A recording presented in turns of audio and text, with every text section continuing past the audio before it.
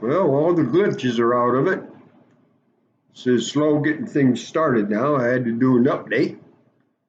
So whatever I do, things are going to go a little slower until it gets all those things in the right sequence to really operate quicker. So we'll see what happens. Anyway, dear Lord, once again, thank you. Thank you for yesterday. Sins I committed yesterday, I'm putting at the cross, asking your forgiveness. Wasn't any major ones, just ones that I don't know whether I did the sin or not do the sin. Because we do sin every day. And yes, I did sin yesterday. I just don't know the sin I committed. I'll leave that totally up to you, but please forgive me for doing it. Anyway, Lord, thank you for being a live, true friend. My devotions are totally yours. I pray to you every time I open up my mouth so the right words come out. So, anyway, thank you for being there and being with me. And please say hi to Mom and Chuck for me. And with that, amen. Okay, let's see if I can bat 1,000 or if we're going to be. Who was converted to Christianity after a concert and an earthquake?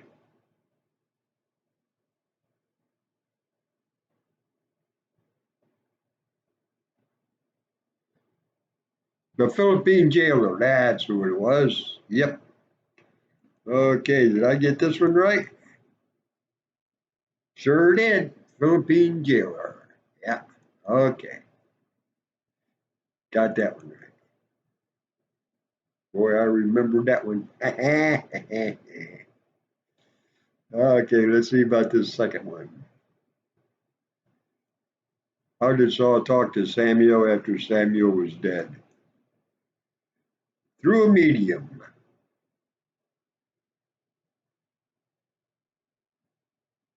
He used a medium. Yep, that's it right there.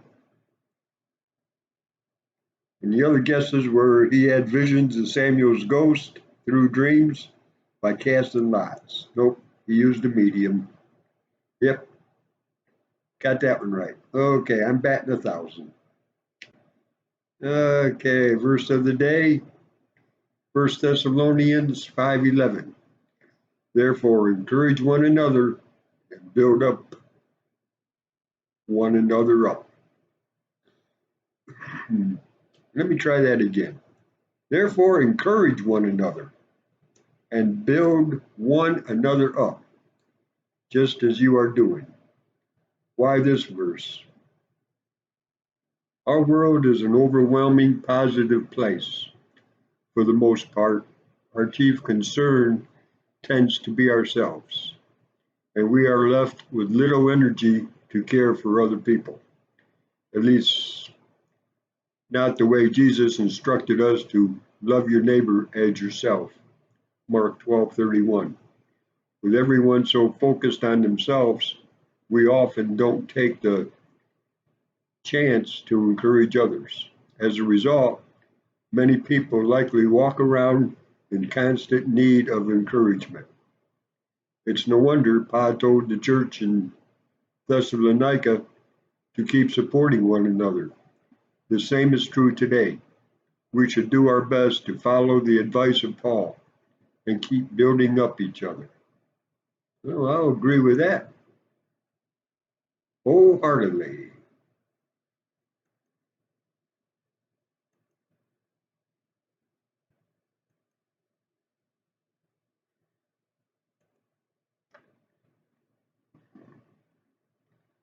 Wednesday, March 11th. The value of prophecy.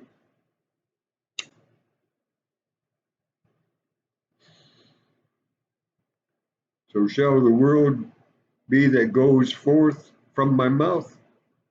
It shall not return to me void, but it shall accomplish what I please, and it shall prosper in the thing for which I sent it. Isaiah 55:11. The Spanish philosopher, here we go, George Santa Anna said in 1905, those who cannot remember the past are condemned to repeat it. Winston Churchill updated Santa Anna's words in 1948. Those who fail to learn from history are condemned to repeat it. We understand what it means to learn from history. Don't make the same mistake twice. But there is something else to learn from history. God is in control of it. The prophetic visions given to Daniel, all of which came true in history, give us assurance that God sees the beginning from the end and that his word can be trusted. Daniel's vision in chapter 7 outlines the four kingdoms that were seen in other visions of the book: Babylon, Medo-Persia, Greece, and Rome. Some scholars consider Daniel 7 to be among the greatest chapters of the Old Testament because of the prophetic accuracy. We study prophecy not just to know the past and the future, but to know the trustworthiness of the God who keeps his promises. Faith cannot stand unless it is founded on the promise of God. John Calvin. That reminds me, I was in my little talk room, Las Vegas chat, and I go there on the religion side of it, and they were talking about Daniel. And I mentioned the fact that Israel became a nation in 1948. But the thing is, it was predicted by Daniel that it would become a nation in 1948. And Daniel was written before Christ. So, who says the Bible's a lie? Not just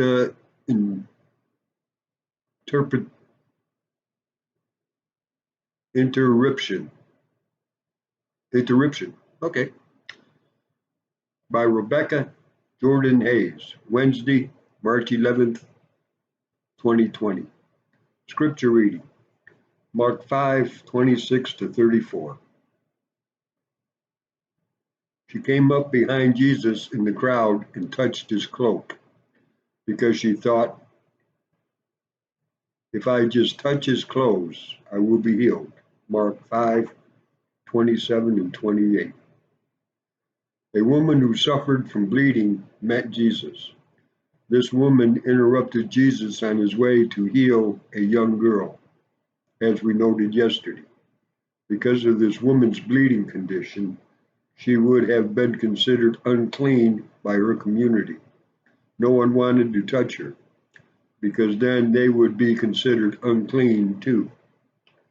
The bleeding had been going on for 12 years, so this woman was desperate to be healed. Either because of her desperation or because of her faith, she dared to reach out and touch Jesus' cloak, believing that she would be healed. Jesus' power to heal was indeed so strong that she was healed. This woman had interpreted Jesus from going to heal the beloved daughter of Jairus, but Jesus called this woman daughter too. When she found that she was the one who had touched his garment, by his healing power, he restored her to her community. And by his loving address, he showed that she was worthy of love. This is what Jesus offers us today, too. Because of his power, Jesus can heal us from physical disease, and he can heal the divisions that keep us from community with one another. And because of Jesus' love, we can each know the gift of being called a beloved daughter or son. God, by the power of Jesus, healed the diseases of our bodies and the divisions of our communities. Embrace us as your children, we pray, because of your grace. Amen. March 11th. Saved to serve. For you, brethren, have been called to liberty. Only do not use liberty as an opportunity for the flesh, but through love serve one another. Galatians 5:13. Children think that the absence of rules means the absence of restraint, and not just physical children. Spiritual children often think that too. Paul dedicated part of his letter to the Galatians, teaching that liberty, freedom from the law, is not a license for the unbridled appetites of the flesh. Rather, the energy formerly spent obeying the law is now to be redirected to serving others. Jesus told his disciples that he did not come into the world to be served, but to serve and to give his life for others. Mark 10:45. Indeed, he said that greatness is determined by the humility of service. Two of Isaiah's most powerful images are that of the nation of Israel as a servant to the Gentiles, Isaiah 49:3.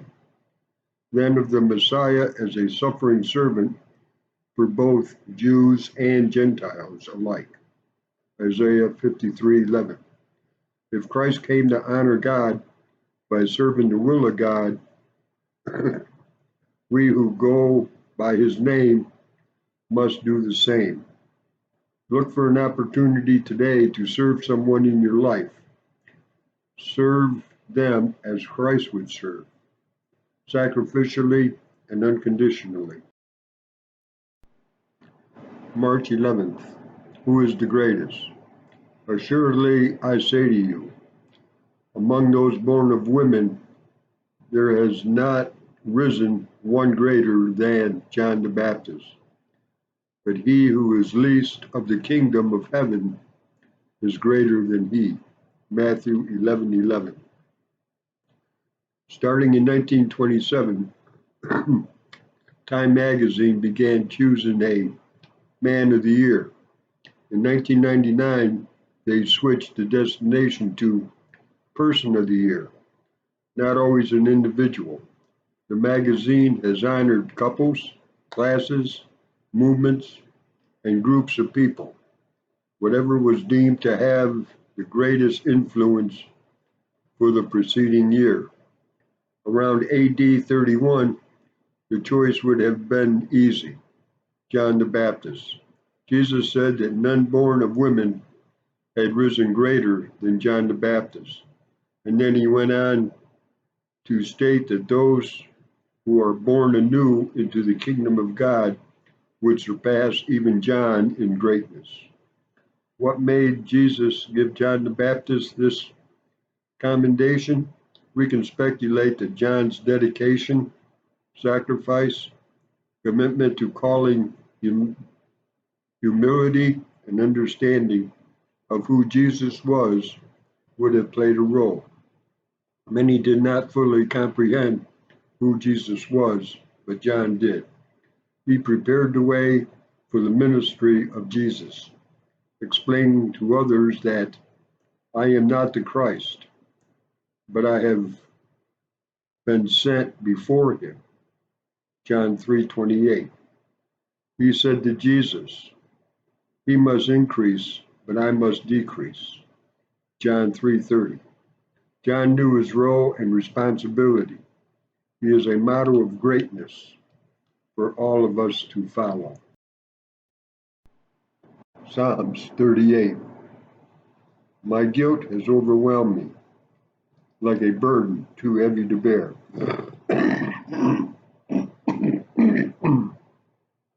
My wounds fester and are loathsome because of my sinful folly. I am bowed down and brought very low. All day long I go about mourning.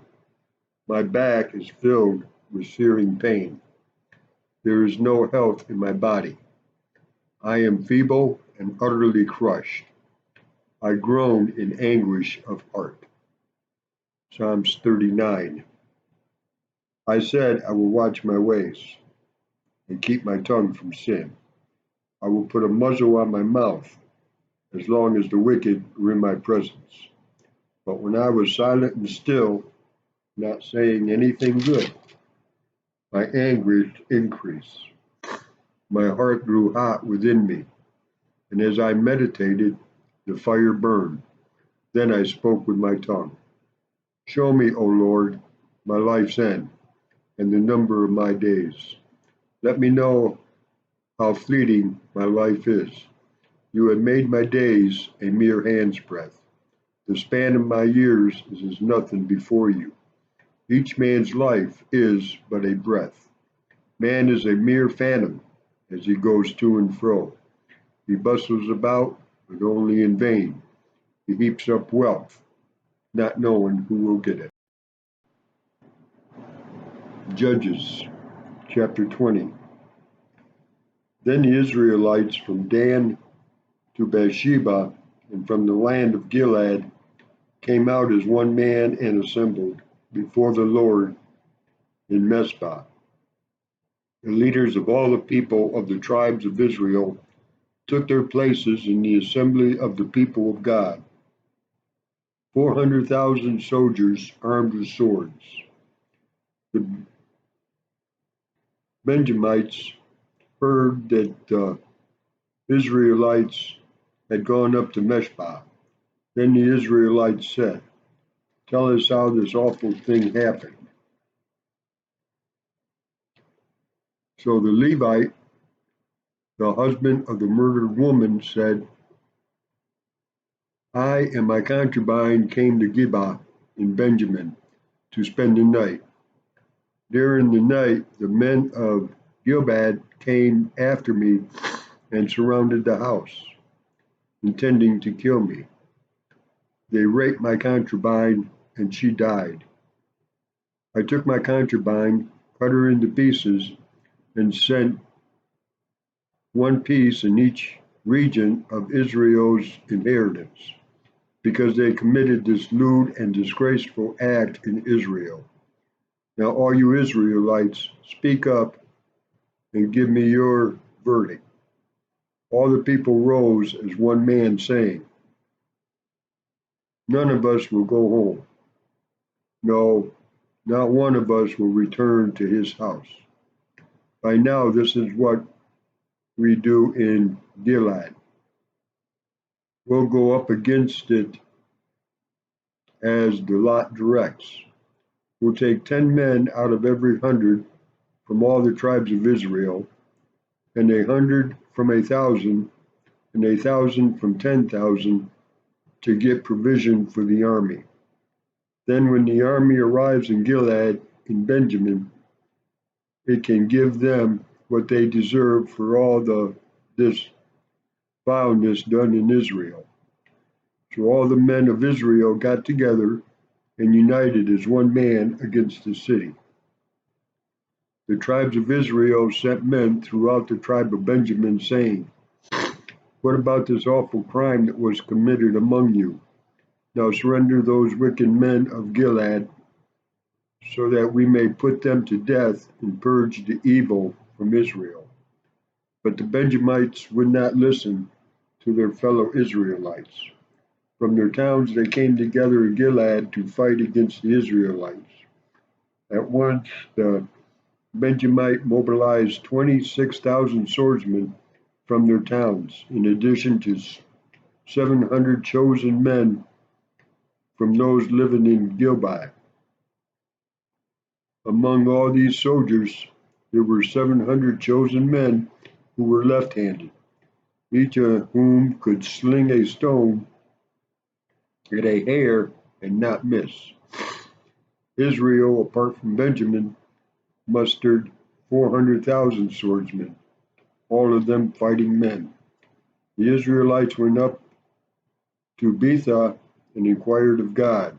They said, "Who of us shall go first to fight against the Benjamites?" The Lord replied, "Judah shall go first." The next morning the Israelites got up and pitched camp near Gilgal. The men of Israel went out to fight the Benjamites and took up battle positions against them in Geba. The Benjamites came out of Geba and cut down 22,000 Israelites on the battlefield that day. But the men of Israel encouraged one another and again took up their positions where they had stationed themselves the first day. The Israelites went up and wept before the Lord until evening. And they inquired of the Lord. They said, "Shall we go up again to battle against the Benjamites, our brothers?" The Lord answered, "Go up against them." Then the Israelites drew near to Benjamin the second day. This time when the Benjamites came out of Gilead to oppose them, they cut down another 18,000 Israelites, all of them armed with swords. Then the Israelites, all the people went up to Bethel, and there they sat weeping before the Lord. They fasted that day until evening and presented burnt offerings and fellowship offerings to the Lord. And the Israelites inquired of the Lord. In those days, the Ark of the Covenant of God was there, with Phinehas, son of Eleazar, the son of Aaron, ministering before it. They asked, "Shall we go up again to battle with Benjamin, our brother, or not?" The Lord responded, "Go, for tomorrow I will give them into your hands." Then Israel had set an ambush around Gibeah. They went up against the Benjamites on the third day and took up positions against Gibeah as they had done before. The Benjamites came out to meet them and were drawn away from the city. They began to inflict casualties on the Israelites as before, so that after about 30 men fell in the open fields and on the roads, the one leading to Bethel and the other to Gilead, while the Benjamites were saying, "We are defeating them as before," the Israelites were saying, "Let's retreat and draw them away from the city to the roads." All the men of Israel moved from the places and took up position at Baal Tamar, and the Israelites' ambush charged out of its place on the west of Gibeah. Then 10,000 of Israel's finest men made a frontal attack on Gibeah.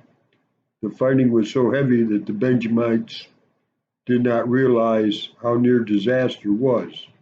The Lord defeated Benjamin before Israel. And on that day the Israelites struck down 25,100 Benjamites, all armed with swords. Then the Benjamites saw that they were beaten. Now the men of Israel had given way before Benjamin, because they relied on the ambush they had set near Gibeah.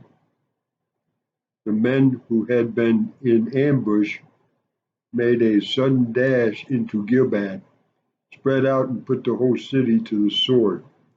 The men of Israel had arranged with the ambush that they should send up a great cloud of smoke from the city, and then the men of Israel would turn in the battle. The Benjamites had begun to inflict casualties on the men of Israel, about 30, and they said, "We are defeating them as in the first battle." But when the column of smoke began to rise from the city, the Benjamites turned and saw the smoke of the whole city going up into the sky. Then the men of Israel turned on them, and the men of Benjamin were terrified, because they realized that disaster had come upon them. So they fled before the Israelites in the direction of the desert, but they could not escape the battle. And the men of Israel who had come out of the town cut them down there. They surrounded the Benjamites, chased them, and easily overran them in the vicinity of Gibeah on the east. 18,000 Benjamites fell, all of them valiant fighters.